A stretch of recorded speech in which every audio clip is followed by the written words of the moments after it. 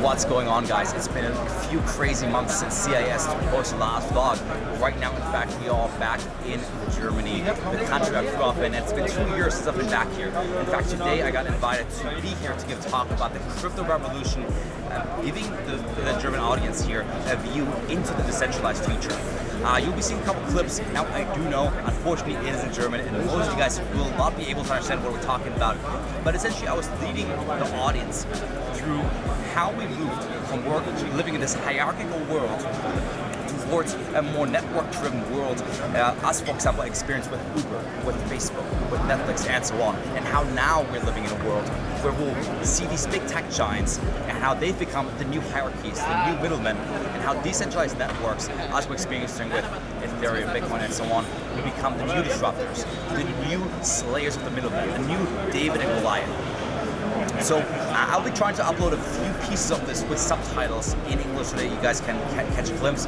But if you know someone from Germany, go forward to them so they can take a look.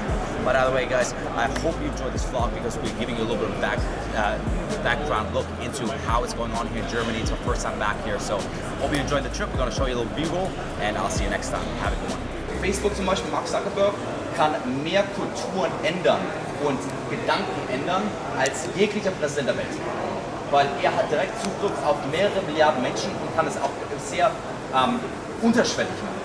Ihr seht bestimmten Content, ihr seht bestimmte Blogposts, ihr seht bestimmte Advertisements und unterschwellig werden eure Gedanken geändert. Und deshalb ist es wichtig, dass solche Mächte sozusagen dezentralisiert sind, weil mehr oder weniger es hat als ein soziales Netzwerk, als private Firma angefangen, aber inzwischen sind es ja mehr oder weniger wie der Marktplatz damals. Damals geht man auf den Marktplatz und sagt, was man denkt, heutzutage geht man auf Facebook. Aber wenn dem Netzwerk dein Gedanken nicht gefällt, das ist schon auch passiert auf Twitter, Facebook, YouTube und so weiter, das sollte runtergeschmissen werden, vor allem in den USA. Deshalb ist die Zensurresistenz sehr wichtig. Die Transition zu einer digitalen Welt wird weder einfach noch schnell sein. Das ist mir klar. Es kann 10 Jahre dauern, es kann 20 Jahre dauern, aber eines ist für immer sicher und es war immer wahr. Effizienz gewinnt immer und Innovation gewinnt immer.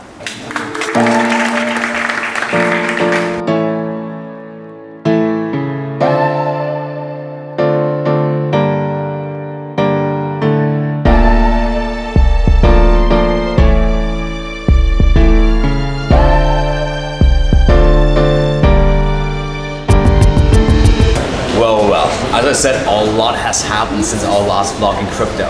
So it's been probably one of the craziest months we've experienced in the last year in total.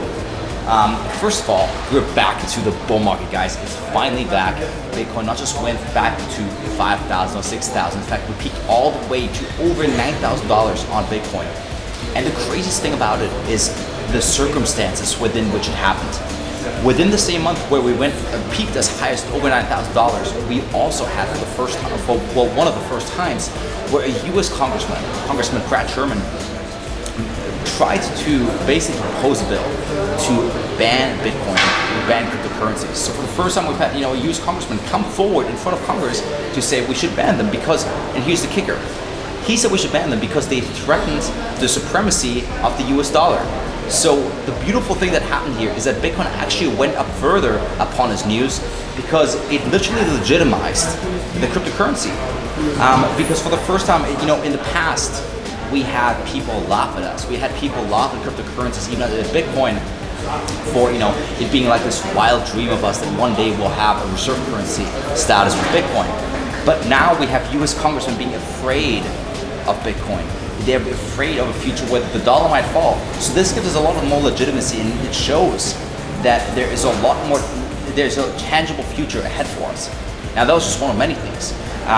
Secondly, Tether finally came out after the New York Attorney General sued them that it was actually only backed 75% by the dollar, because there's a huge convoluted situation that happened there between where basically Bitfinex lent money to crypto capital, and the crypto capital lost about $800 million, and Bitfinex couldn't pay its customers, so they basically just took the loan from Tether, and all of a sudden Tether wasn't backed by the dollar anymore. So it was a whole convoluted scheme, but basically for the first time it became fact and known that Tether wasn't backed by the dollar. But guess what happened? Crypto went up again. So for a quick moment there, perhaps a flash crash, things went down, but it didn't last more than a day or two for things to go back up again. And that was the final piece. There was a third thing. Binance, the biggest exchange in the world, got hacked for the first time. Got hacked for over $40 million. And in fact, as a price like 9,000, it would have actually been more close to $50 to $60 million they got hacked for. Now, the good thing is, Binance does keep a safe assets fund. That's what CZ calls the SAFU fund. And they were able to reimburse everything that got stolen. But once again, we had a small flash crash, but after, things went up again. So we had like 3 of the worst case scenarios. We had a US congressman threatening to ban Bitcoin.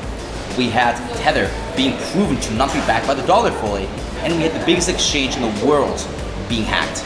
And at the very same time, things went up further. If this isn't the bull market, I don't know what is. So now we are finally at this tipping point where things are turning around from the depth of the bear market. That's why we call the last vlog Tales from Crypto Winter. Things are finally turning around, and the place we're going to now will put everything to shame you've seen so far. So I'm excited to keep you along for this journey, and hopefully do more vlogs like these, maybe once a month, maybe once every other month or 3 months, to simply show you how things progress as we take this idea and concept that we have and move towards a more decentralized future. So I'll see you next time.